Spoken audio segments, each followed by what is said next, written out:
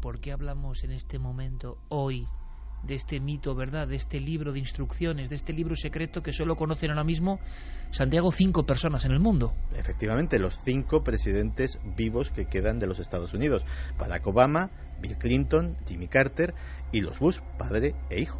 Y hablamos de esto, Santi, por una cosa muy sencilla, porque la situación que se da esta semana no es cualquier situación. Si uno va a los titulares, bueno, en fin, más le vale casi pasar página. Hay expertos del mundo de la simbología, del mundo del ocultismo, del mundo de nuestros temas, del mundo de la geopolítica, que hablan de Tercera Guerra Mundial. Yo creo que se equivocan, estoy seguro de que se equivocan, pero eso se está comentando. Bien, ¿qué ocurre? Que hace unos días Santi dejaba varias trazas de investigación, comentó unas webs concretas para seguir, digamos, con información privilegiada lo que está pasando de verdad en Corea del Norte, esas amenazas. Hace unas 9 horas se hablaba de 2 misiles de cabeza nuclear colocados sobre las lanzaderas en Corea del Norte. Esto no ha ocurrido nunca.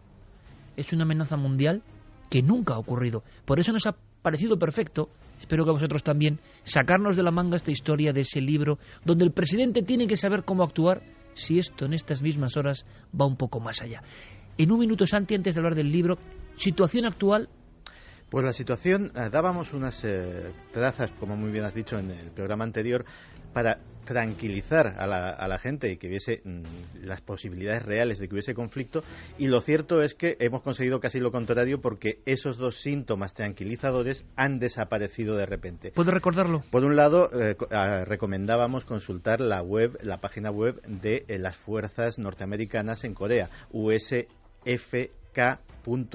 era la página web que misteriosamente lleva caída varios días. Nadie sabe si porque la han retirado los propios norteamericanos para efectivamente evitar dar esa información, porque haya subido el nivel de alerta. Se han enterado de lo que has dicho en Milenio 3, Santi. O porque hayan sufrido, que también es muy propio de las tensiones entre Corea del Norte y Estados Unidos, hayan sufrido algún tipo de ciberataque. Caramba, mucho ciberataque debía de ser cuando lleva días absolutamente fuera de la web esa página. Ahora mismo no está disponible y lleva así, creo que desde el martes o miércoles. Y la otra era el complejo industrial de Kaesong, que comparten Corea del Norte y Corea del Sur. Los trabajadores son coreanos del norte, está en territorio de Corea del Norte, y los técnicos y el personal directivo de las diferentes empresas son coreanos del sur. Pues bien, Kim Jong-un ha decidido cortar el contacto. El complejo industrial lleva cerrado también varios días, y esos 2 síntomas tranquilizadores que habíamos dado, pues de repente han dejado de ser tan tranquilizadores, y efectivamente de una forma cualitativa en esta semana la tensión ha subido muchísimo. Lanzamos la pregunta a las redes sociales, a la nave del misterio que viaja paralelamente en lo digital. ¿Creéis realmente, como dicen algunos expertos, que estamos cerca de la Tercera Guerra Mundial? ¿Se puede hablar a ese nivel? El concepto de Tercera Guerra Mundial, desde el año 80, ha estado de nuevo bullendo en libros y, por fortuna, siempre ha sido una falsa alarma, ¿no? Pero ¿y ahora por qué hay tantas personas que creen que el conflicto, la deflagración nuclear, está a punto? Bien, el presidente, en caso de que esto se agrave, se dice que tiene una forma de actuar. Y hay varios elementos curiosísimos. Antes de hablar del mítico libro, hay una cosa que no es tan mítica, que es tremenda, que es, tú lo has comentado en alguna ocasión, Santiago, que es un maletín que va esposado a la muñeca de un hombre y que tiene que estar a cierta distancia del presidente ahora mismo. Eso es el balón nuclear. El balón nuclear, que así como lo llaman los miembros del servicio secreto, es un maletín de 20 kilos que lleva un portador, generalmente un militar, que, bueno, pues no tiene que separarse nunca de él y del presidente. Fíjate que tenemos un testimonio de primera mano. Un portador, es el corte 2, se lo decimos a nuestros compañeros de control, un portador del balón nuclear, una persona que ha estado al lado, en este caso del presidente Reagan, se llama Pete Metzger. Pete Metzger nos cuenta qué es y qué significa ser el portador del balón nuclear.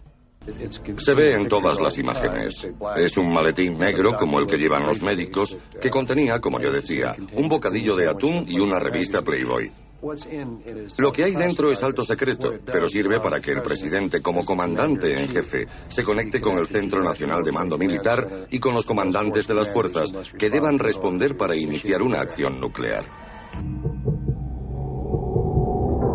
O sea, lo primero, de mito poco. No, el balón nuclear, de hecho, efectivamente se puede ver en todas las fotografías del presidente de los Estados Unidos porque tiene que estar a su alcance a pocos metros en cualquier momento. Cuando hace footing, ha habido varios presidentes que han sido muy aficionados al jogging, muy aficionados a correr, el portador del balón, que tiene que tener un porte físico bastante importante, tiene que correr con el maletín detrás del presidente para estar a su alcance, portando un maletín de 20 kilos que nadie sabe lo que contiene. Suponemos, o lo que suponen los expertos, es que lleva un complejo sistema de comunicaciones, un montón de carpetas de papel, ciertos secretos no se confían a los medios electrónicos, detallando los planes de actuación en diversos escenarios, desde una guerra termonuclear total, que significaría la destrucción del planeta, hasta el ataque táctico y quirúrgico a objetivos muy específicos. Y un sistema de localización, ¿para qué? Para en caso de que se pierda, que esté siempre localizado. Es difícil que se pierda porque eso podría haber sido en caso de accidente aéreo, de ataque en plan de lo que sucedió en el 11S, etcétera, etcétera, porque el maletín va unido físicamente, las famosas esposas, al cuerpo del portador, que siempre es un asesor, un militar de alto rango que lleva... Una persona muy vigilada, me imagino también a su vez, porque puede ser objeto de un atentado, de un intento de secuestro, ¿no? En cierto sentido, muchas veces como objetivo es más precioso vigilar el maletín que la vida del propio presidente, porque el maletín, el portador del maletín, tiene todo el poder nuclear de los Estados Unidos al alcance de su mano. Fíjate si es importante que cuando hay un cambio de presidente, hay un relevo en el mando presidencial, el día de la jura, que el presidente cesante está presente también, hay dos. Es el único momento en que existen dos copias de ese maletín. Una que está al lado del presidente saliente y otra que está justo al lado del presidente que va a jurar el cargo. Porque si sucede algo en cuestión de segundos o en cuestión de minutos, en el interín, si sucede mientras todavía no ha jurado el presidente, se hace cargo automáticamente el presidente saliente, y si sucede inmediatamente después del juramento, basta con el decir lo juro para que se active el segundo maletín nuclear, se desactive el primero y tenga ya todo el poder del arma nuclear de la nación el presidente entrante. Llevamos 12 años aprendiendo cosas con Santiago Camacho y nos sigue sorprendiendo, como el primer día.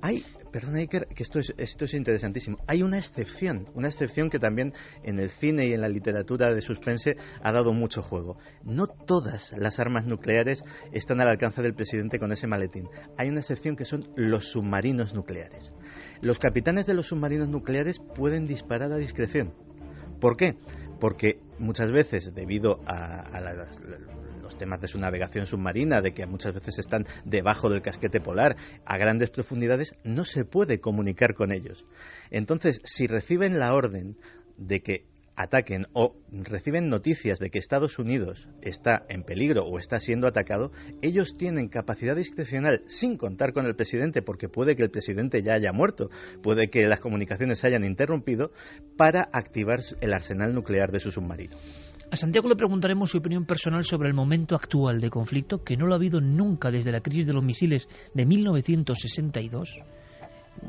Estamos, por fortuna digo, entretenidos con 25.000 cosas. No hay más que ver, por ejemplo, que la noticia más seguida de los medios de ayer, por encima de la inclusión en lanzadera con cabeza nuclear, ojo, de un país que ha amenazado a Estados Unidos, lo que eso puede motivar en el ajedrez mundial, pues era la segunda más leída, porque la huida de Belén Esteban del programa Sálvame era más leída todavía. O sea, estamos todavía en un mundo donde... Eso es un bombazo. Sí, también.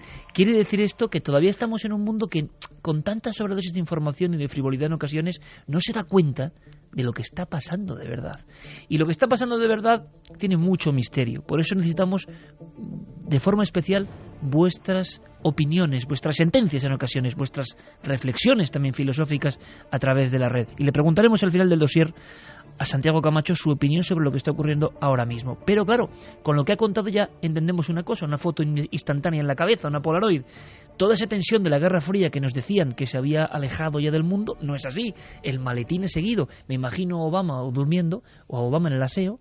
¿Y dónde está el hombre con el maletín? En la puerta. En la puerta. En la puerta. Fíjate, cuando está en el despacho oval, el hombre del maletín está en la puerta del despacho oval.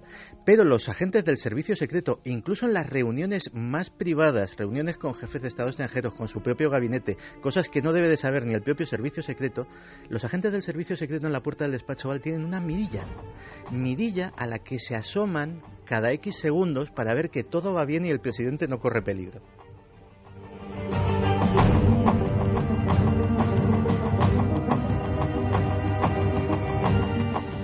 Bueno, pues con esta imagen tan clara, tan diáfana, que solo puede contar en la radio española Santiago Camacho, ahí está, ¿no? Estamos viéndolo. Bien, situación a día de hoy, ahora mismo, complicadísima. Pero hemos sabido esta misma noche que al margen de ese maletín, que de alguna forma ya es como el teléfono rojo, ¿no? Teléfono rojo vía directa a Moscú. La Guerra Fría de los 60 era con un teléfono de esos antiguos. Ahora sabemos que hay otro elemento que por lo menos en los últimos años, desde el final de la Segunda Guerra Mundial, ha ido creciendo, en la mítica o en la verdad.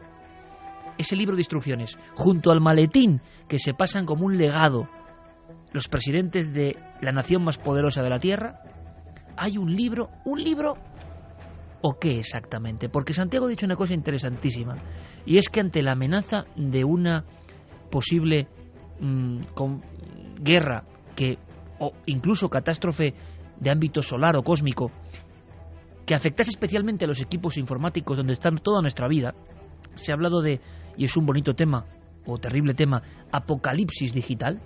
Todas nuestras fotos, toda nuestra vida, todos nuestros archivos, todas nuestras cuentas, todo borrado, por ejemplo, por una gran deflagración de corona solar, una lluvia de fuego del sol de máxima intensidad podría hacerlo. Entonces resulta que en pleno siglo XXI los grandes secretos, los grandes misterios vuelven a estar en papel, en carpeta.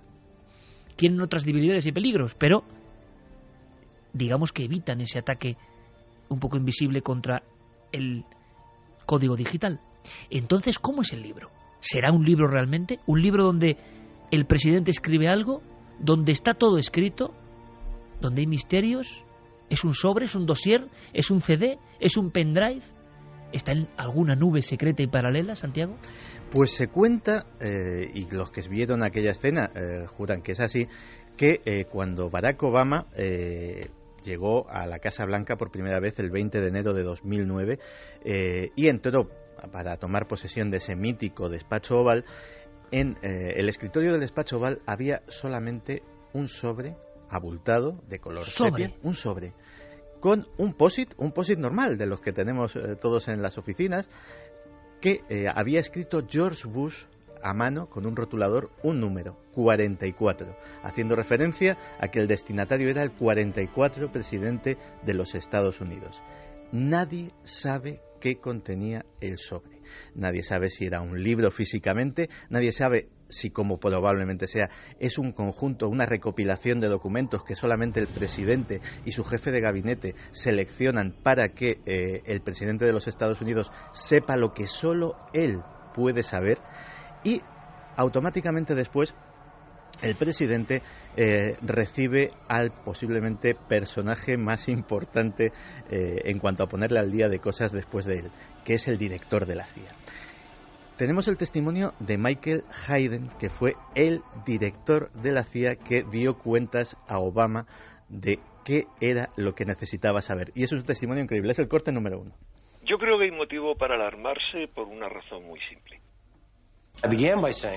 Empecé diciéndole al señor presidente electo que todas habían sido autorizadas personalmente por los presidentes, pero no por el presidente en persona.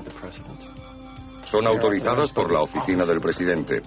Así que, señor presidente electo, a menos que nos ordene que detengamos alguna, la misma tarde en que jure el cargo seguiremos haciéndolas. Ese paso se denomina llamada de atención, cuando le informas. Y después las fuimos revisando. llamada de atención. Y ese es precisamente el momento en el que el presidente se entera de cosas que ni él mismo, siendo candidato, siendo un gran político de su país, ni como ciudadano sabía, ni siquiera sabía que desconocía, que es un concepto muy interesante, porque nosotros a lo mejor sabemos que desconocemos lo que hay en el Área 51, sabemos que desconocemos si los norteamericanos han tenido o no contacto con los extraterrestres, sabemos que desconocemos muchas cosas, pero hay cosas que ni siquiera sabemos que desconocemos, y el presidente de los Estados Unidos se entera ese día de algunas. Hablamos, por tanto, de asuntos tan importantes como los eternos misterios, que yo creo que por sabidos y por repetidos, quizá esta noche os interesen menos: Área 51, Roswell, recuperación de tecnología de origen desconocido, nuevas tecnologías que podrían acabar con algunas instauradas en la Tierra desde hace mucho tiempo, pero, y siendo muy interesante evidentemente, hay otras cosas increíbles: agencias paralelas, pactos o relaciones con sociedades secretas. Bueno, vamos descifrando el libro secreto. ¿El libro o el sobre o los expedientes secretos? ¿Sabes? Fíjate hasta qué punto un presidente de los Estados Unidos se puede llevar sorpresas ese día, que Harry Truman, cuando tomó a la muerte de su antecesor el puesto en plena Segunda Guerra Mundial, el día que se hizo presidente de los Estados Unidos se enteró de que existía la bomba atómica. Él no lo sabía.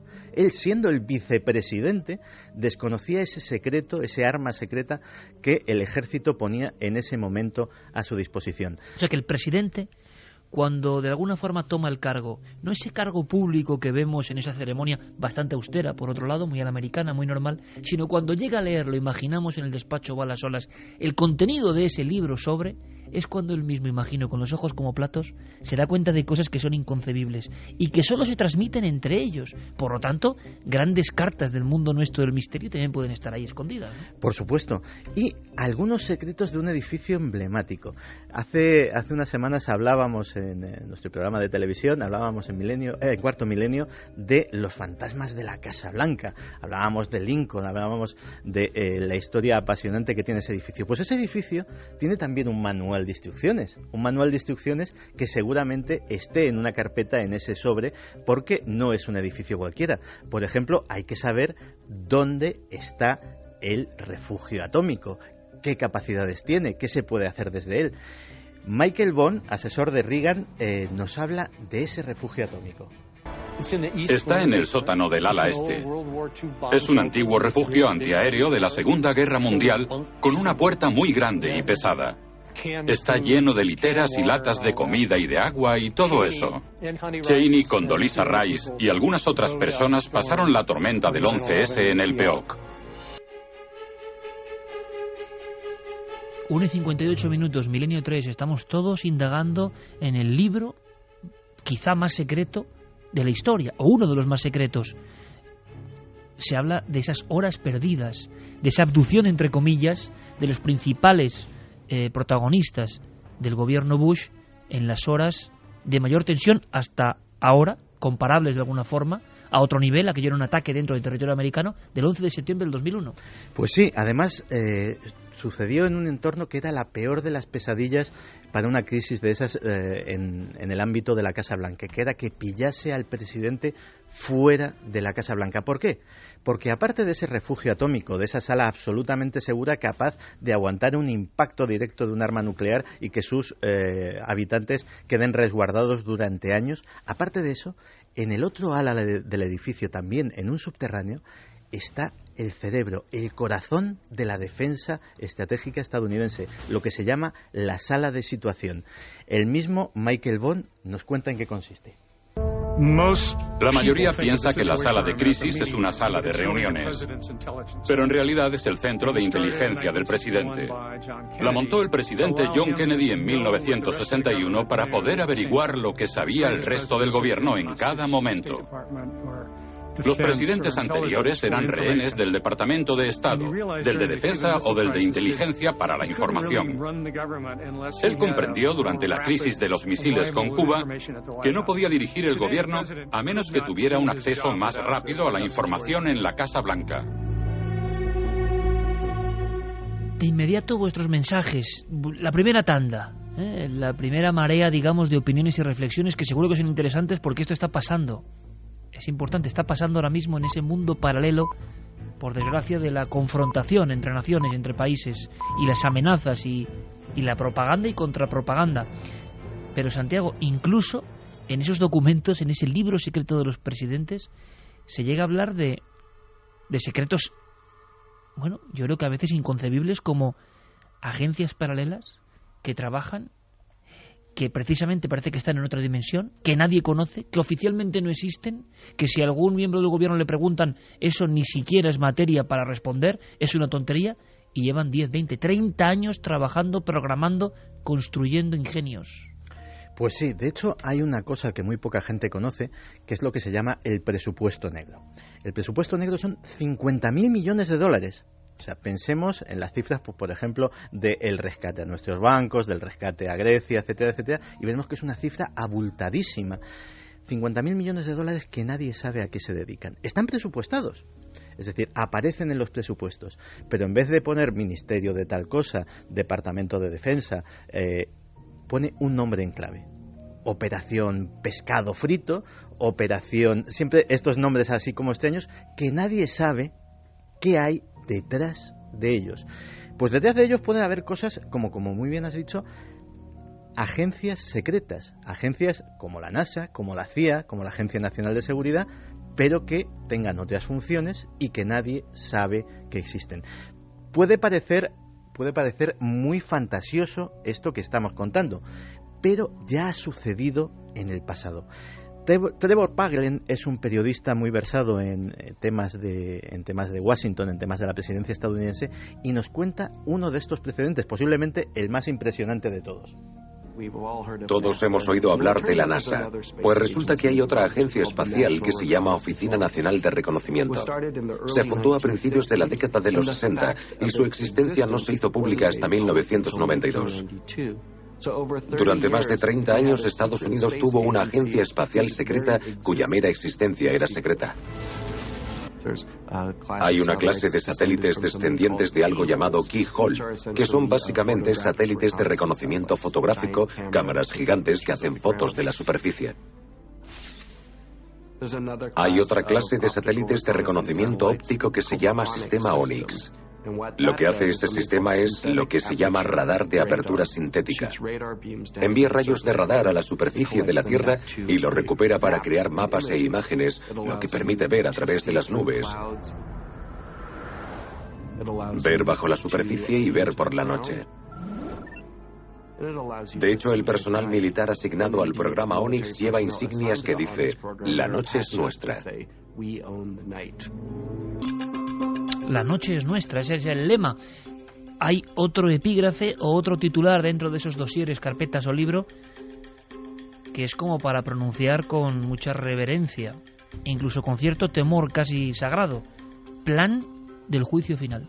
Claro, porque en ese libro secreto de los presidentes también hay que ponerse en lo peor. ¿Qué pasa cuando todo falla? ¿Qué pasa cuando no solamente nos hemos metido en una guerra nuclear, sino que la hemos perdido? ¿Qué pasa cuando el presidente ya no existe? ¿Quién controla el país? Pues hay una cosa... ¿Se contempla eso también? Sí, se contempla, y de hecho existe bajo ese epígrafe, el plan del juicio final. Nos lo cuenta un historiador norteamericano, Alan Lightman. El Ejecutivo ha desarrollado planes para la posibilidad de un día del juicio final, que no se fundamentan en la Constitución.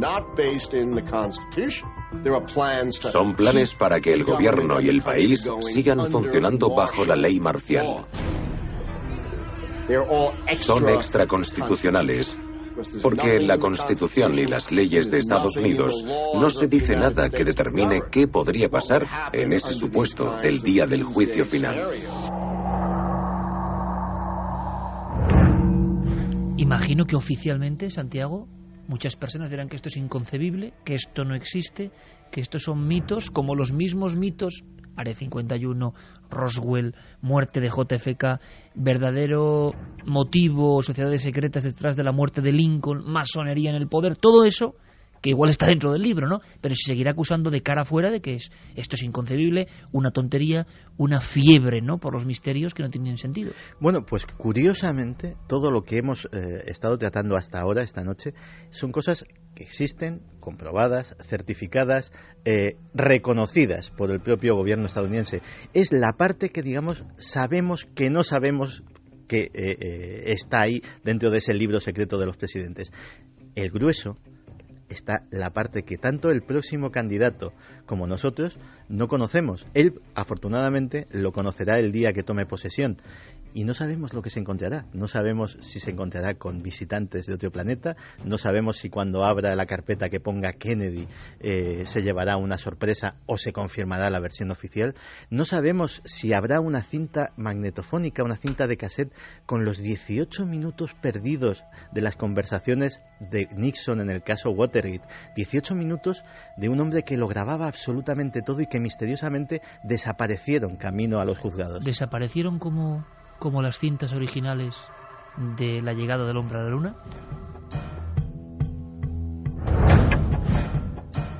Bueno, pues yo creo que también la noche es vuestra, ¿no? Decían, la noche es nuestra en ese proyecto de investigación, pero los mensajes son importantes cuando vienen de vuestra órbita. Vamos a escucharlos. Sí, incluso nos mandaban fotografías de ese maletín nuclear. ¡Qué bueno! El que pesa 20 kilos.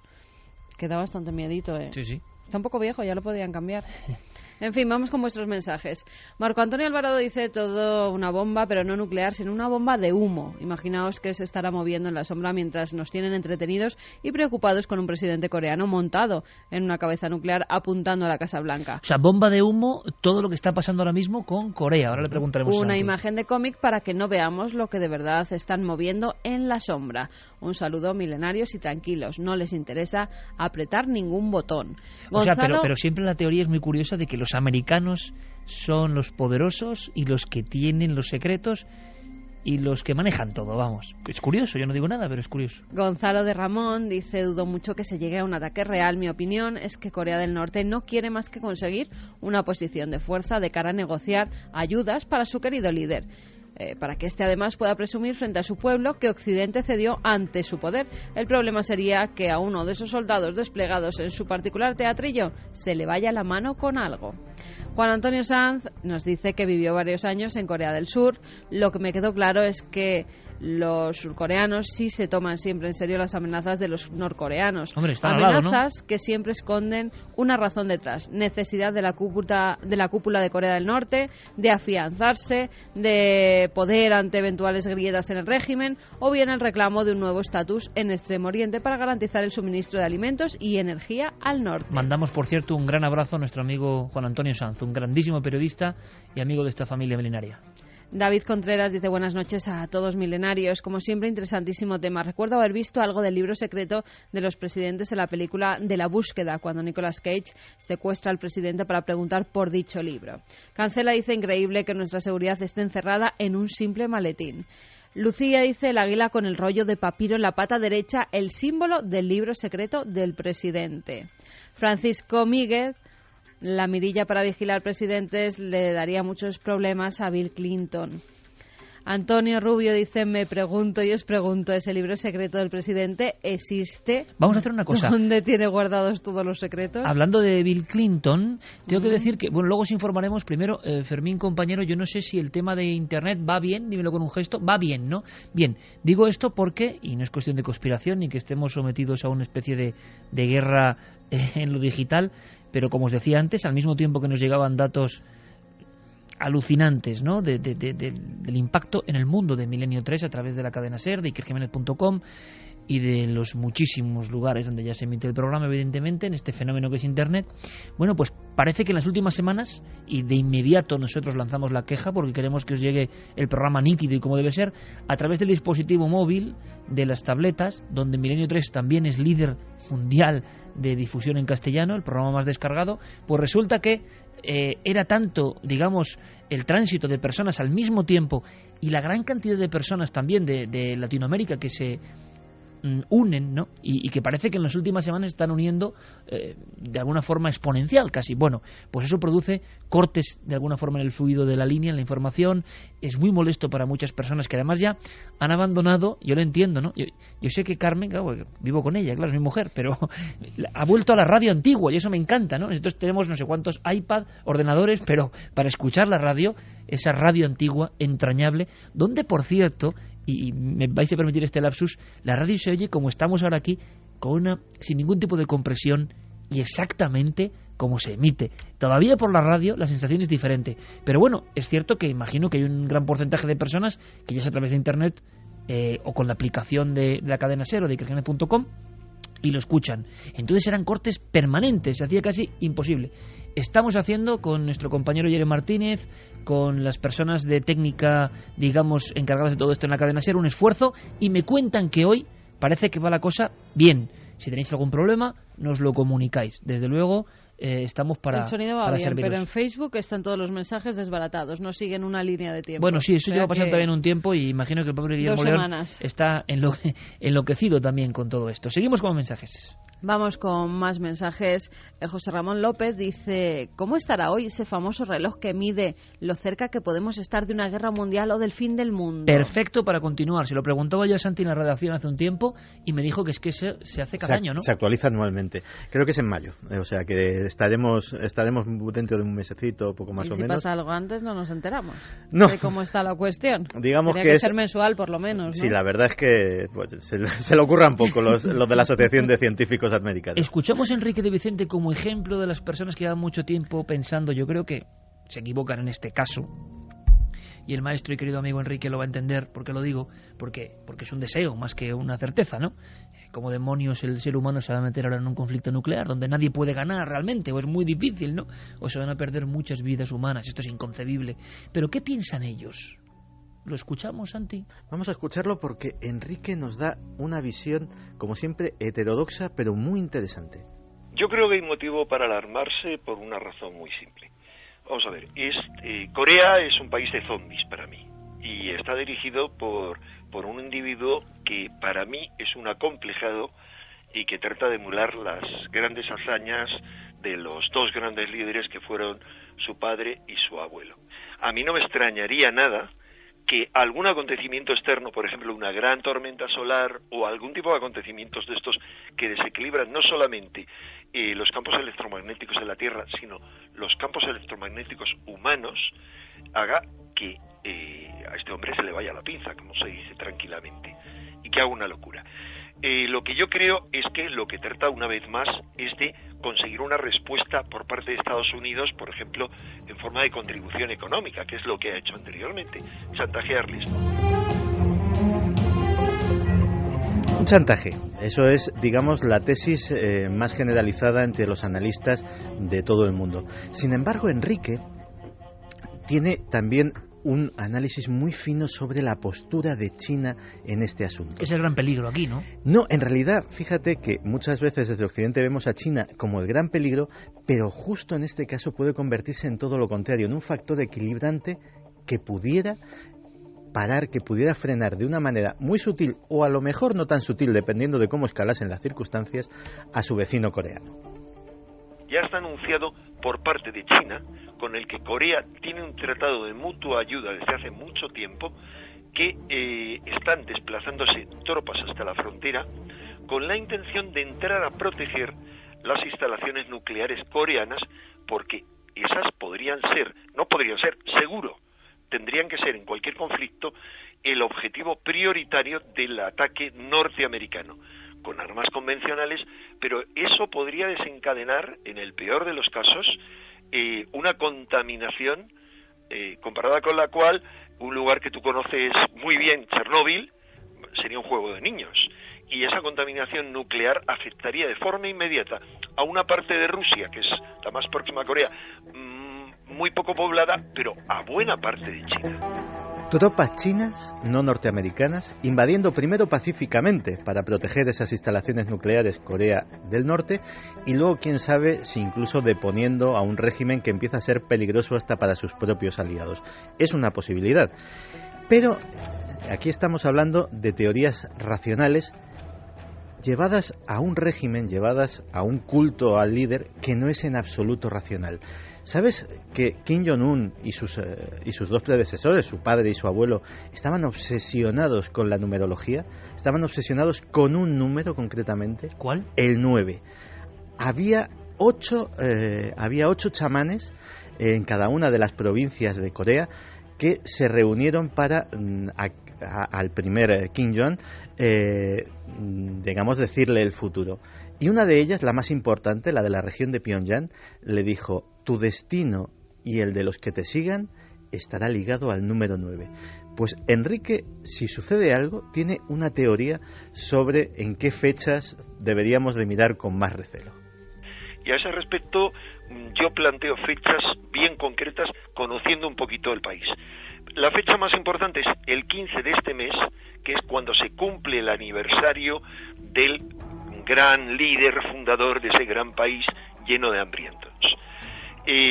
Pero ¿qué ocurre? Conociendo otra manía que tiene el régimen, que es una manía consustancial, que es la manía numerológica del 9, habría que plantear dos fechas, una que descarto, que es el 9 de este mes, y otra que tomo muy en serio, que es el 14 de abril, porque 14 más 4 más el año suman 9. Entonces, esa yo la doy como posible porque es la víspera, es decir, en ese mundo de fantasía en el que viven amenazando con que van a destruir Estados Unidos. Bueno, un día lo destruyen, el 14, y al día siguiente festejan la fiesta nacional. Claro, es una visión que puede parecer irracional para un mundo, una nación que es, así a bote pronto se puede decir, bastante irracional por lo que conocemos, aunque hay quien piensa que todo esto es propaganda. Propaganda incluso desde el punto de vista de que los occidentales estamos demonizando por una serie de influencia de Corea del Sur nuestra visión de ese pueblo, pero compañeros, lo vuelvo a repetir, que han estado allí, como John Sistiaga, desde luego lo que vieron tenía bastante de irracional. Ahora, ¿qué ocurre? Que fechas concretas e incluso difusión de vídeos de propaganda de cómo destruir Estados Unidos en 72 horas, Santi, sí, en Corea del Norte. Es que estamos hablando efectivamente de un país y de un régimen y de una personalidad que no son en absoluto convencionales. Los vídeos de propaganda que se han difundido hoy en la televisión norcoreana eran absolutamente increíbles. De hecho, se pintaba a la población norteamericana empobrecida, tomando sopas de caridad. Así está en Estados Unidos, no como nosotros, que vivimos bien. Y un ataque automático que en 72 horas, destrozando Corea del Sur, tomando a todos los rehenes norteamericanos que hubiera en el país y con eso negociando con los Estados Unidos, se podría conseguir la victoria. No es, como muy bien has dicho, las tesis numerológicas de Enrique pueden parecer extravagantes, pero es que estamos hablando de alguien que se las toma muy en serio. La familia Kim Jong solo se alimenta de granjas que llevan el número 9. De hecho, son los alimentos del 9, y esas granjas, como se suele ser costumbre en los regímenes comunistas, van numeradas, la granja 1, 2, 3, 4, 2000, pues las granjas número 9 son las encargadas, son las mejores, lógicamente, de proveer de alimentos al presidente y a su familia. El coche del presidente solamente lleva un 9 de matrícula. La guardia personal de Kim Jong-un y de su padre y de su abuelo es la unidad 963, que, haciendo el desarrollo numerológico, vuelve a dar 9. Es decir, todas las celebraciones, los lanzamientos de misiles, las pruebas nucleares, absolutamente cada fecha reseñable dentro del régimen norcoreano se hace coincidir numerológicamente con el 9. Es lo de siempre, Santi. Nosotros podemos no creerlo, pero ellos sí. Sí, ellos se lo creen. Este es el elemento importante. Te la dejo, como decimos en el argot futbolístico, votando prácticamente, ¿no? Para rematar. Tu opinión de lo que pasa ahora mismo, si vemos las noticias. ¿Hay algún consejo más, Santi, ya que ha fallado lo de la página web y esa información sobre ese centro fabril que parece que ha concluido en su producción? Ahora, ¿qué podemos mirar? ¿Qué podemos pensar? ¿Tú qué opinas? Pues yo honradamente estoy precisamente con Enrique de que justo en esta crisis el gobierno chino, el ejército chino, el pueblo chino que, bueno, son comunistas, los hemos visto con cierto recelo por ser de una cultura diferente. En este caso yo creo que son nuestros amigos, porque es una guerra que no conviene absolutamente a nadie, ni a ninguno de los implicados, aunque uno de ellos parece que sí cree que le conviene, ni tampoco a sus aliados. Y es precisamente en esos aliados, y en uno tan poderoso como China, en el que tenemos que centrar las esperanzas de que haya una mediación o una intervención. Pues Santi, nos quitamos el sombrero, sinceramente, gracias por la lección, compañero, y sobre todo, ojalá que tengas toda la razón del mundo.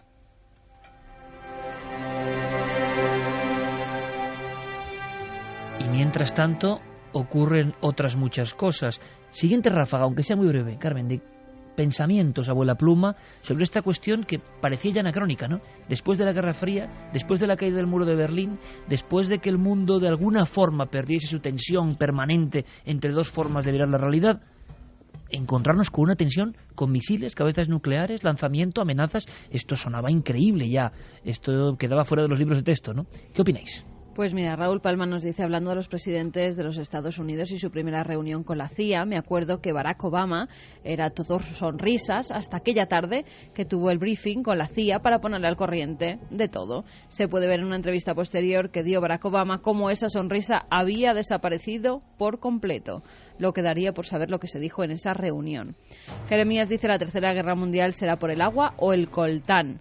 Eliberto, como en el libro del Club Bilderberg, hay personas que manejan nuestras vidas como si fuera un juego.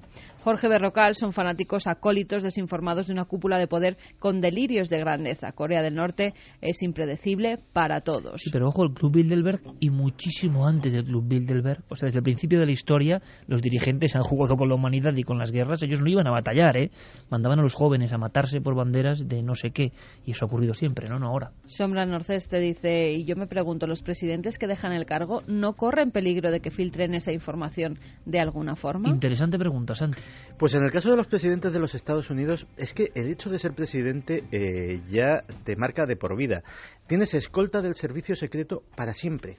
O sea, hay esos señores que te miran por la mirilla, van a estar mirándote por la mirilla el resto de tus días. No puedes renunciar a ella. Vas a estar... Madre mía, toda la vida sí. Vigilados, perseguidos... Pero un compromiso de vida. Pero el equipo de guardaespaldas del servicio secreto de un expresidente de los Estados Unidos puede ser de 20 o 30 personas, O sea, de 20 o 30 trajeados de negro, como suelen ser los agentes del servicio secreto. Pero se le puede ir la boca a un expresidente en una rueda de prensa o en unas declaraciones. No es imposible, o sea, desde luego no es en absoluto imposible, pero tienen que darse unas circunstancias muy extrañas. Posiblemente el único peligro grande que ha habido últimamente fue el caso desgraciado de Ronald Reagan, sobre todo que tuvo una enfermedad de Alzheimer. Afortunadamente para los secretos que guardase fue apartado por completo de la vida pública a partir del diagnóstico. Y es curioso porque hablábamos de esos 5 personas cuando Barack Obama... No, miento. Lo hizo a iniciativa de George Bush hijo. George Bush hijo, cuando iba a cederle el mando a Barack Obama, el día antes celebró una cena, una reunión en la cual esas 5 personas estaban invitadas y solo ellas. Solo los 5 presidentes de los Estados Unidos. Era la primera vez que se hacía.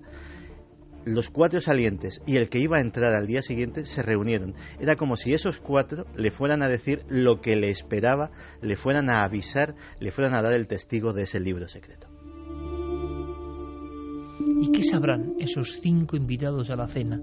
¿Qué sabrán?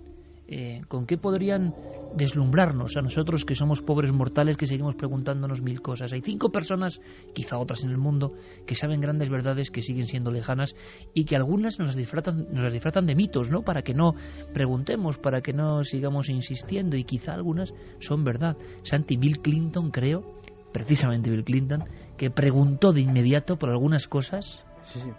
Nada más jurar el cargo, preguntó por qué.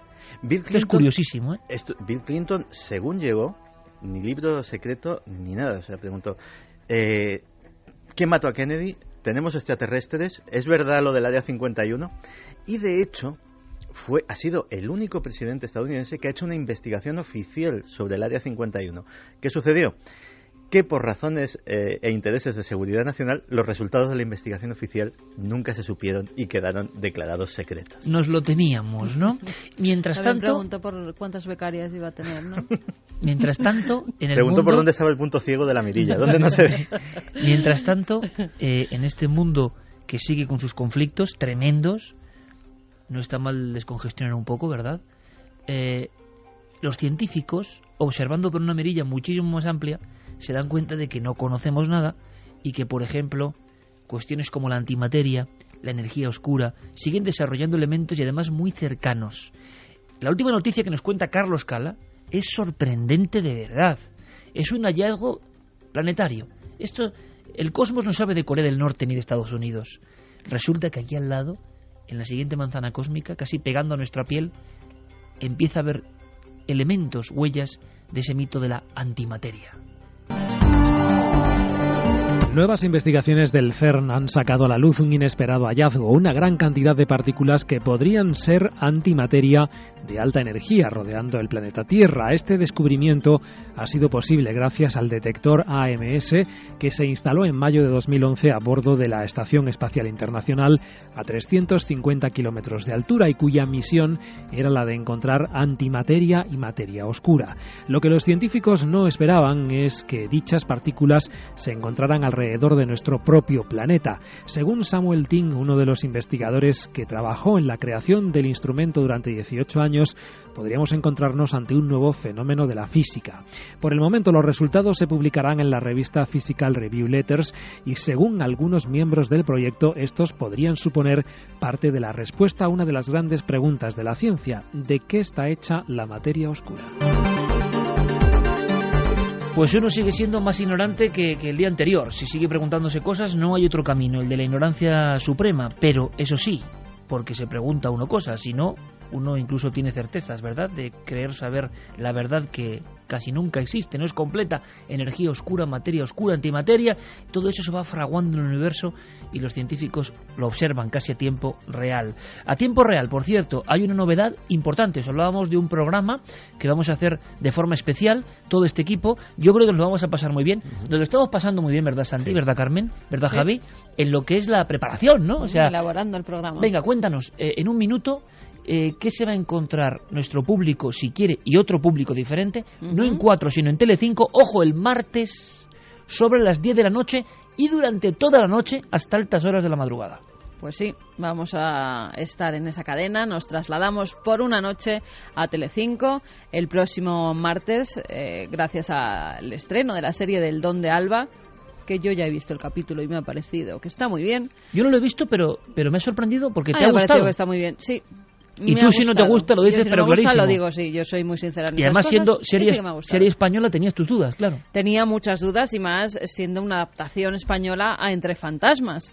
Y la verdad es que lo han resuelto muy bien. Disney, la factoría Disney, se nota que ha metido mano, los efectos son muy buenos, hasta tal punto que hemos decidido que sí, que vamos a hacer un especial de fantasmas, que todo este equipo se va a implicar y que durante una larga noche vamos a tener información de casos, de testigos. Van a estar con nosotros personas que han visto frente a ellos un fantasma, o sea, una el figura. Tema específico va a ser fantasmas, en concreto.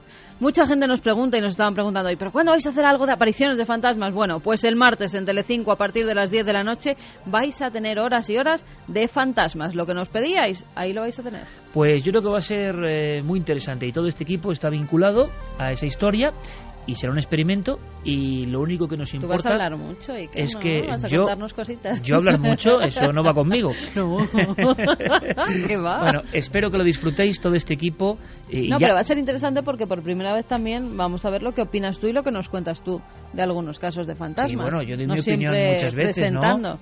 Sí, pero... Muchas no. Bueno, pues... Yo creo que va a estar muy bien, que va a ser muy divertido, que es diferente y es más, no creo que sea algo para otro público, sí puede haber otro público y yo creo que es importante abrir, y quizá muchos me entiendan, ¿no? No es habitual que las grandísimas cadenas nacionales hagan un programa de fantasmas en serio, no es habitual. Ha costado mucho, ha costado sudor y lágrimas, ha costado por lo menos 8 años de Cuarto Milenio, programa del que estamos orgullosísimos, es un hijo nuestro.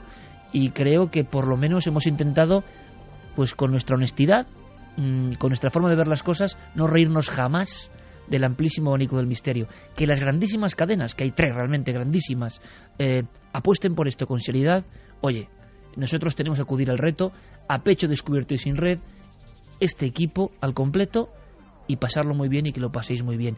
Y si encima incorporamos a mucha más gente que jamás se atrevería a ver ni cuarto milenio, eso significa que la misión continúa, ¿no? Una misión en la que estamos todos embarcados. Yo me siento orgullosísimo, no soy el director, dirige Carmen, y yo creo de verdad que es el mejor equipo del mundo para hacer un trabajo así, así que vamos a disfrutarlo. Nos creo que Santi y Javi están pasándoselo en grande. Nos preguntan Santi si sobre hay todo. online en directo de Telecinco, sí, en la página de mi tele pueden ver en directo ese y todos los programas de Telecinco. Vamos a pasarlo muy bien. Martes hacia las 10 de la noche empezaremos con el especial Al Otro Lado. Al Otro Lado se llama el programa, y por cierto que me pasan la comunicación también de Mediaset también, y Guillermo León tiene el enlace en nuestra web, porque quedan ya muy pocos días, esto hay que decirlo, quedan pocos días para que siga la venta y productos ya agotados. De esa forma, los productos de Cuarto Milenio lo tenéis en la web de ikerjimenez.com directamente y en la web de Mediaset. Si queréis acudir a ellos, ya quedan muy poquitos días para esa hornada limitadísima, que yo creo que se convertirá en mítica con el tiempo, de esos productos, camisetas, gorras y un montón de cosas de Cuarto Milenio. Ahí están. Dicho todo esto, con este espacio importante y abriendo un hueco, nos marchamos a viajar hacia las puertas del infierno, que no es mal viaje, ¿eh? No es mal viaje, sobre todo si se hace de esta forma, con una noticia, con un hallazgo, con grandísimos maestros comentando cosas que de verdad son para notar, y sobre todo con esta música, porque sigue la ciencia escrutando el mundo de la música y sigue comprobando que la ciencia cambia nuestras células, la música, perdón, cambia nuestras células, nuestra percepción, y cuando uno va a una puerta del infierno acompañándose, por ejemplo, de las increíbles sintonías de Indus Dead Can Dance, claro, ¿cómo no va a cambiar? Por cierto, antes de contaros y de que Carmen nos dé los datos de la última noticia, esta misma semana se hablaba de descenso, puerta del infierno, puerta de Hades, plutonía, reino de Pluto o Plutón, Dios olvidado, en Turquía ni más ni menos. Pero yo creo que hay que hacer una guía, tener para este viaje una mochila interesante. Y veréis, yo sé que a muchos les sorprende, porque a muchos les sorprende no solo mi amistad, sino mi consideración de auténtico maestro de Fernando Sánchez Dragó. Porque otra cosa es las boutades, las cosas un poco lanzadas que yo no me las creo, y ese tipo de cosas. Yo hablo del maestro que hizo Gárgoris y Ávilis. El libro básico, que yo le vuelvo a recomendar, si queréis entender lo que es la España mágica, la patria mágica e inmortal, lo que somos, lo que fuimos y lo que ya casi no se entiende. No se puede mirar uno al espejo sin saber lo que fue. Eso hizo Sánchez Dragó en el 78. Durante 5 años, 73 y 78, recorrió España como ningún otro sabio. Y bien, de acuerdo, todo el mundo me dirá, o gran parte, no, es que no sé qué, parece mentira, Sánchez. Maestro, para mí es un maestro por su obra. Y hemos conseguido, ojalá un día podamos ir a visitar los lugares de Gárgoris y Ávilis, saber algo más de puertas del infierno y plutonías en el mundo y en España. Pero como digo, el mundo en aquella época, en la época del hallazgo que nos va a contar Carmen, no es el mundo de ahora. El mundo de entonces tenía unos mapas concretos, que se transmitían, como decía Santi, como el libro de los presidentes, solo entre iniciados. El iniciado o iniciando podía ser un héroe que para conocerse a sí mismo tenía que descender a veces al infierno. Qué hombres aquellos, qué mujeres aquellas que se interrogaban a sí mismos en catacumbas, con músicas como esta, en noches como esta.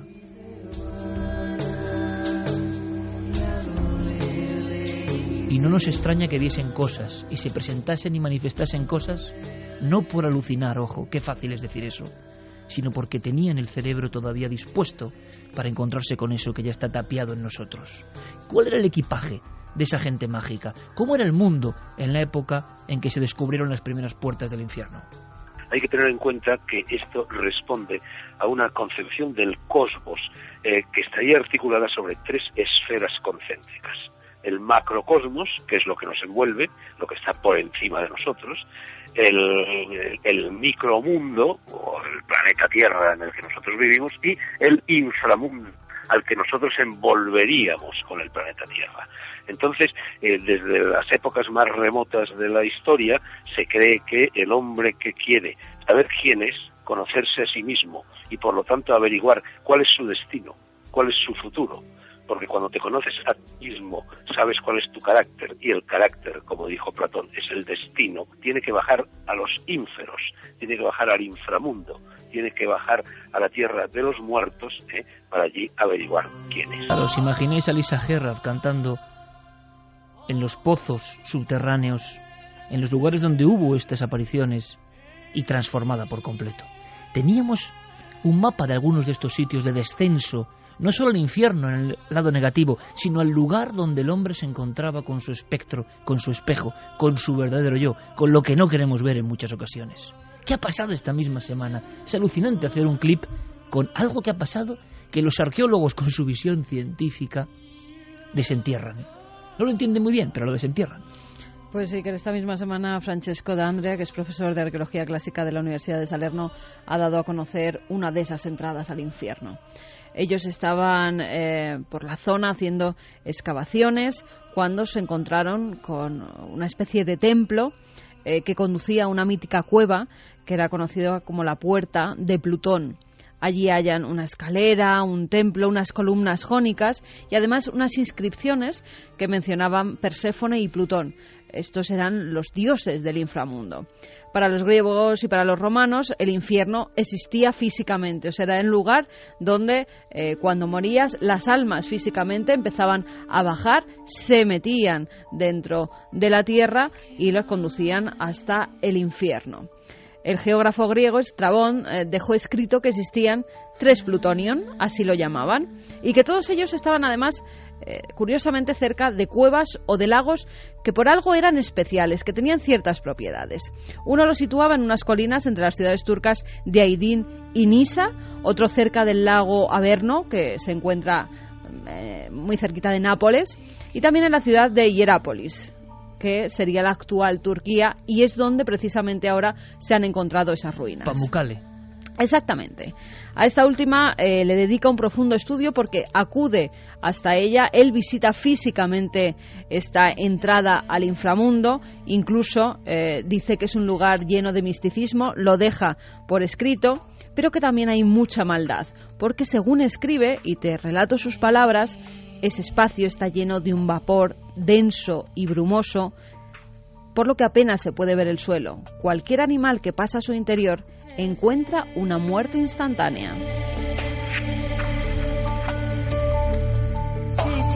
¿Y cómo supo eso? Pues porque lo probó. Cogió varios pajarillos, varios gorriones y los introducía en la cueva. Inmediatamente caían desplomados muertos. Ya tenía la constancia. Verdaderamente allí estaban los dioses malos, estaba el infierno. Además, históricamente ya estos arqueólogos sabían que se hacían ciertos tipos de rituales en la zona. Han encontrado una gran piscina. En esa piscina, al parecer, los sacerdotes, los que pues de cierta forma llevaban los rituales en la zona, descansaban allí durante muchas noches para intentar contactar con los espíritus. Además, tenían ensoñaciones. En esas ensoñaciones pues preguntaban cosas. ¿Te acuerdas de cuando estuvimos en Cádiz? Claro. En unos lugares que se llamaban como de incubaciones, ¿no? Esas ensoñaciones se producían porque era un lugar mágico, porque estaba cerca de respuestas que podían dar mientras dormían. Templos y preguntaban, exactamente, pues esto era una especie de templo del sueño. Es más, tanto griegos como romanos peregrinaban hasta allí, muchos de ellos para conocer cuál iba a ser su futuro, qué iba a suceder, qué iba a pasar. Y en los sueños se presentaban entidades que daban informaciones concretas. Uno ahora dice, los sueños son. Nos han acostumbrado a que los sueños son una especie de papelera de nuestro Windows interno. Y de papelera nada. Estos antiguos, que yo siempre lo digo ya desde que lo contó Santiago Camacho, que para ellos seríamos tontos del pueblo por muy estudios que tengamos ahora mismo, pues esos sabían muy bien que los sueños tenían una vertebración, un significado, que esas deidades en ciertos lugares se colaban en el sueño como si fuesen una aparición y revelaban cosas clave de tu vida. Pues en este caso los sacerdotes, los elegidos, hacían un verdadero espectáculo ante los que iban a visitar aquel lugar mágico.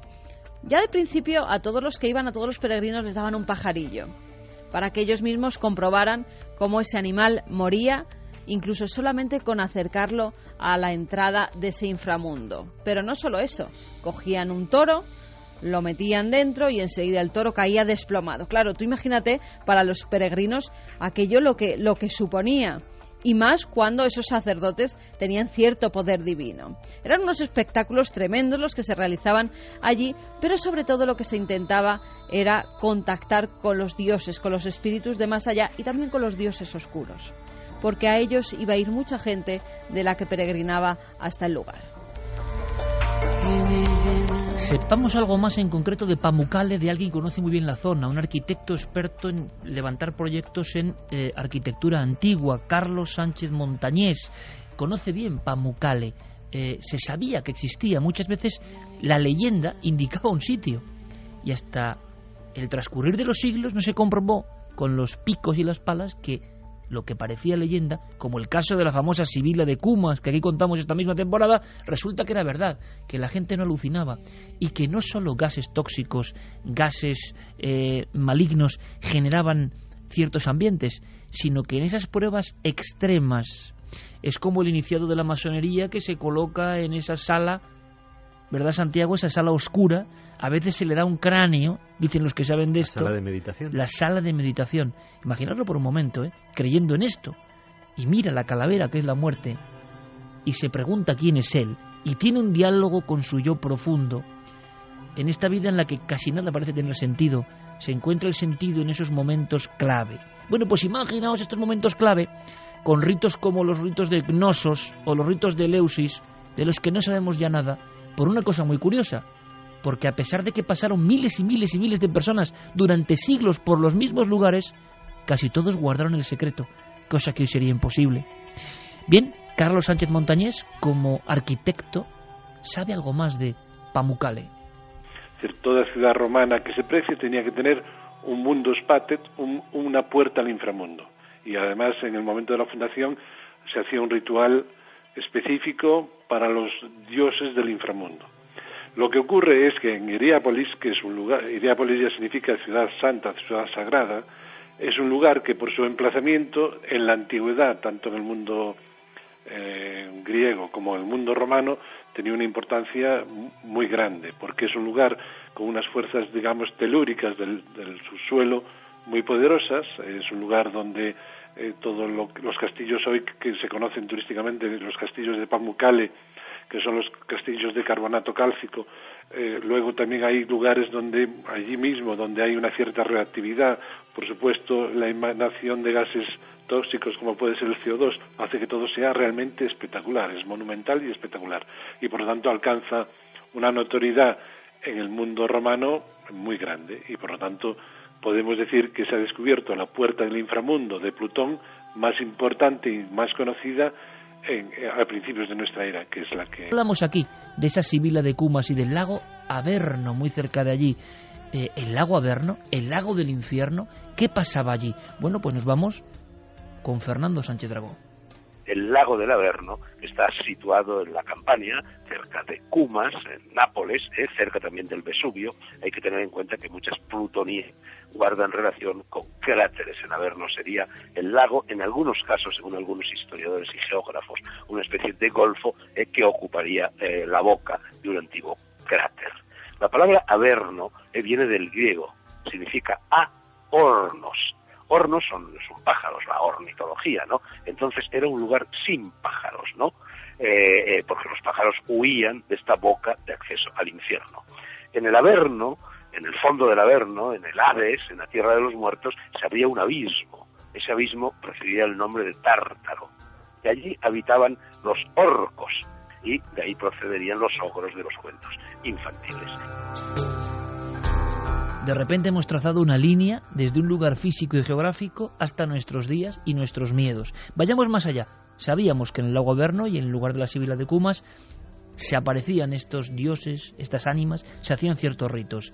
Pero hay puertas del infierno, puertas de lo sobrenatural, célebres, con otras formas, como las laberínticas, como comentábamos, Carmen. Tú hablabas de un toro, y el Minotauro es otro de los grandes mitos. Es un monstruo, mitad hombre, mitad toro.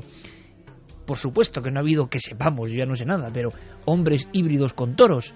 Pero se habla de una metáfora, de algo que ocurría, de un ser tremendamente poderoso y oscuro que aparecía al final de unos caminos sinuosos y que uno, si se lo encontraba, incluso podía preguntarle si su furia no le mataba directamente por su propio yo, por el conocimiento, por la verdad. ¿Por qué hay más allá? ¿Por quién es uno? ¿Por qué hubo antes del nacimiento? ¿Por qué ha nacido uno y no otro? En fin, preguntas que en la vida del ser humano han sido importantísimas.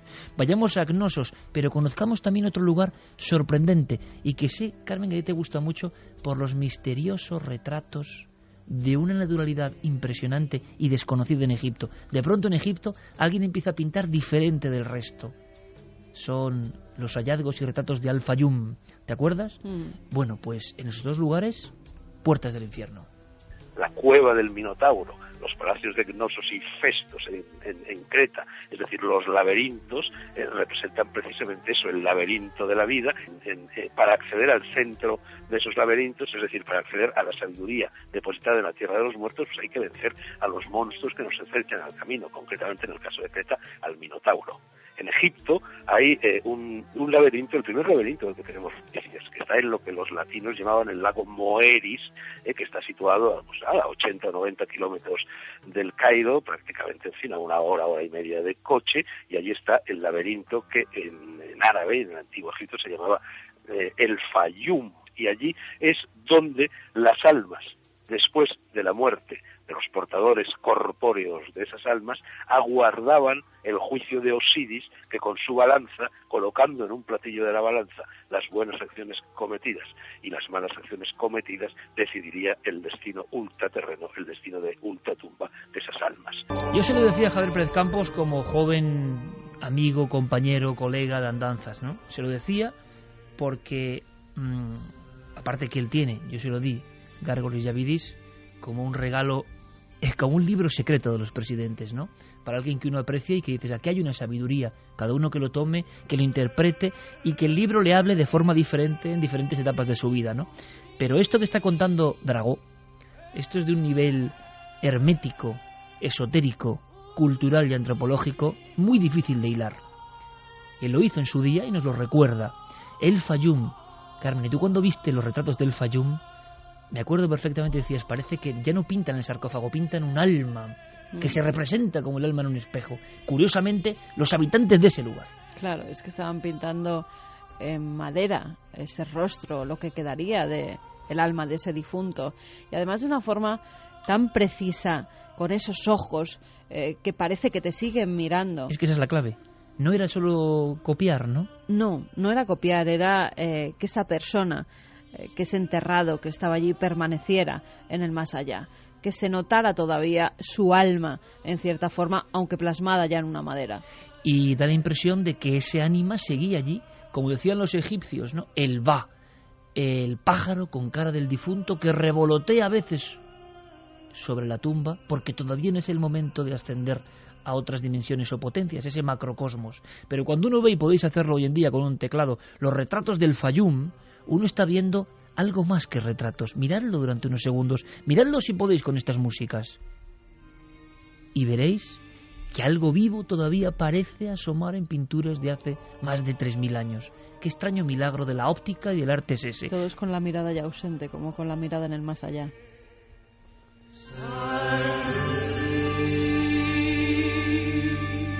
Este viaje que os proponemos es un viaje que iniciaron muchos sabios antiguos en nuestro país también. Evidentemente, si yo hablo y un día, si queréis, y fuera de prejuicios y de cuestiones más o menos banales, queréis saber algo más de ese libro de Gárgoles Yavidis, podemos hacer un día en especial.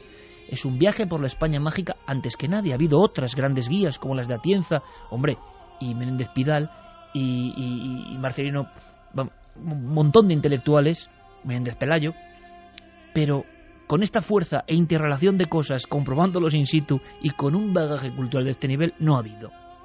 Igual ni habrá. Por eso ahora se lee esa Biblia del misterio español y cuando va a las cavernas descubre cosas que solo se están pensando especular ahora.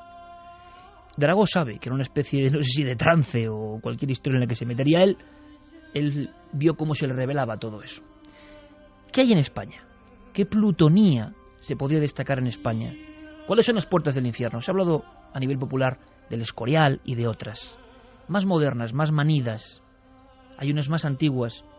¿Y sabéis la diferencia? Que la gente sigue acudiendo a ellas. Da igual la ciencia, la matemática, la lógica y la racionalidad. Da igual la computadora y da igual lo que digan. A cierta plutonía en España sigue acudiendo la gente con sus muertos.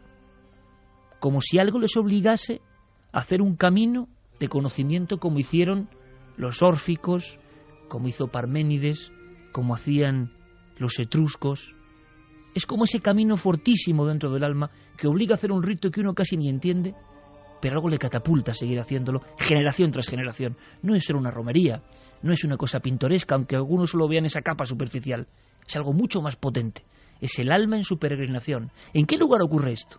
¿Cuál es la plutonía española? Lo cuenta el autor de Gárgoris y Avidis. Toda Galicia está llena de plutonías.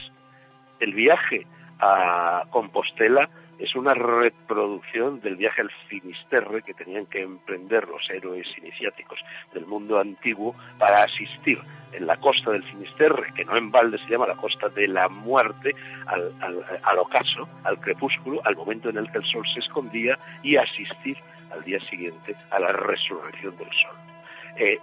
Desde este punto de vista, toda la costa de la muerte está llena de plutonías. Pero lo más significativo de todas estas plutonías españolas se encuentra en San Andrés de Teixido, justamente en el Cabo del Ortegal. En San Andrés de Teixido hay una romería, es la tierra de los muertos, y hay una romería a la cual acuden el día 8 de septiembre los gallegos, una romería muy tradicional, y lo hacen acompañados por los muertos de sus familias, a los cuales se les deja sitio en el coche y se les sirve plato en la comida. San Andrés de Teixido, San Andrés de Teixido como plutonía es impresionante, porque a muy pocos kilómetros de San Andrés de Teixido, por ejemplo, se abre lo que allí se llama el Pozo do Inferno, el Pozo del Infierno, Y el Pozo del Infierno hay un arroyo que se llama arroyo Carón, como Caronte, que baja de ese Pozo del Infierno, está esculpido en la roca viva el rostro del cancerbero. Curiosamente, en San Andrés de Teixido, por ejemplo, no se puede hacer noche. No sé si ahora habrá alguna fonda, algún hotel, alguna hostal, pero cuando yo lo visité, cuando recorría toda España buscando estas cosas para escribir Gárgoris y Avidis, no había ninguna fonda, no se podía pernoctar en San Andrés de Teixido porque efectivamente los muertos salen por la noche y entonces los gallegos que iban a la romería tenían miedo de pasar la noche. 54, este era un poco el viaje de media hora hacia la España remota, pero también ancestral, eterna, la patria del misterio auténtico, de cosas que nos queda el esbozo, el destello y no sabemos por qué, y solamente acudiendo a viejos libros sagrados o iniciados podemos entender algo. Mi compañero Javier Pérez Campos, en la penumbra a mi derecha, ponía unas expresiones tremendas escuchando a Fernando Sánchez Dragó, porque él, en los Cárpatos, en la Europa del centro y del este, en la Europa de la figura del vampiro, ha vivido algo parecido. El miedo eterno al muerto que de alguna forma no se acaba de marchar y que vuelve. Es el mismo miedo que en los años 70, porque ahora la cosa ha cambiado mucho, quizá la vida de ella ha cambiado mucho, pero no ha tapado del todo la sustancia, la esencia, el alma, porque ese mismo miedo al muerto que no ha recibido su rito ocurre en San Andrés de Teixido cada 8 de septiembre. Lo ha vivido nuestro compañero Pablo Villarrubia. Historias de garras negras, de muertos que no se les ha honrado, de ese temor, de ese código perdido, pero que en la Galicia eterna, como tierra mirando siempre al mundo de los difuntos, una tierra de conexión al mismo nivel casi de Egipto, y que puede estar en España y tener carreteras y estar perfectamente civilizada como cualquier otra tierra de nuestro país, pero que tiene todavía ese alma, ese nexo que no se debe perder, esa romería, esa fiesta extraña, ese personaje que sale embozado o crucificado y que miramos como una postal, jijijaja, qué gracia. Eso viene de ancestros, de ideas, de conceptos, de arquetipos, de misterios que fueron esenciales y solo para los borricos de hoy, me incluyo, han perdido su realidad porque ya no la entendemos, porque la hemos dejado de lado. Recomponer esa realidad, ese es otro viaje, un viaje que creo, humildemente, que algunos, los aquí presentes, llevamos haciendo en peregrinación mucho tiempo. No sé qué os ha parecido el viaje, a mí me ha gustado. lo importante es lo que digáis vosotros, por supuesto, en esta franja final. Pues mira, nuestra compañera Clara Taucel nos recuerda que, según el dicho, quien no conoce San Andrés de Teixido en vida, lo conocerá una vez muerto. Lo había soltado ese Santiago Camacho, pero diciéndolo con los labios, emocionado, embriagado de España mágica, pero sin pronunciar la voz, claro, evidentemente. Jaime dice: hola equipo, esta Semana Santa pasada quien no foi de vivo, no, quien no foi de... Y da de muerto quien no fue de vivo. Eso. Mejor no lo digas en exacto, déjalo. Jaime dice: hola equipo, esta Semana Santa pasada estuve en Turquía, un país mágico, y entre otros muchos lugares estuve en Pamukkale. ¿Quién iba a decir que pocos días de estar allí después sale esta noticia? Bonito lugar que no solo se encuentran tumbas o la puerta del infierno, sino también obtuve esta bonita estampa. El agua de allí sale caliente y el carbonato cálcico ofrece unos paisajes que parecen nevados. Además es un sitio turístico tremendo porque la gente va allí a tomar precisamente esas aguas.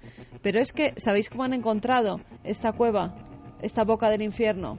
Siguiendo al revés las aguas, desde aquí, desde estas piscinas, hacia lo que es ahora la entrada de la cueva, de la puerta. Hay un detalle más, yo no sé, Noel, si podemos recuperar el primer corte numerado con el 19 de Carlos Sánchez, exactamente, montañés, si es posible. Os digo por qué, porque hay una anécdota y luego seguimos con los mensajes a la vuelta, que tiene que ver con Pamukkale, y algo que ha pasado esta semana también, y algo que tiene que ver con el Vaticano. ¿Os imagináis el nexo imposible? Un hallazgo arqueológico en Turquía, el Vaticano, el Papa. El Papa fue de las aguas. Bueno, desde el punto de vista de la cronología en la que estamos viviendo es muy interesante, porque si hacéis una consulta de las fuentes en el mes de marzo, la prensa ha estado hablando de manera general de las puertas de Hades, pues con el nombramiento del Papa, es decir, al nombramiento de Pedro en los Evangelios, en Mateo, se habla, ¿no? Yo a la vez te digo que tú eres Pedro y sobre esta piedra edificaré mi iglesia y las puertas de Hades no prevalecerán contra ella. Y esta cita a Mateo, pues con el nombramiento del Papa Francisco, la prensa ha estado haciendo recuerdo de este fragmento de los Evangelios. Y precisamente ahora, cuando digamos que era un lugar común en la prensa mundial, aparecen las puertas de Hades, las puertas, popularmente las puertas del infierno, en Turquía. La frase en el nombramiento del Papa, la piedra de la Iglesia tapando las puertas del infierno y lo que ha ocurrido. En fin, seguimos con muchas más informaciones. En apenas unos minutos serán nuestros compañeros con toda la actualidad. Santiago Camacho, mañana nos vemos y el martes también. Vale, ya ve, lo del martes nos lo vamos a pasar todos muy bien, ya lo verás. Seguro. Un abrazo, compañero. Es un lujo siempre hacer radio contigo. En fin, muchas más cosas en apenas un instante. Aquí en Milenio 3 el viaje continúa.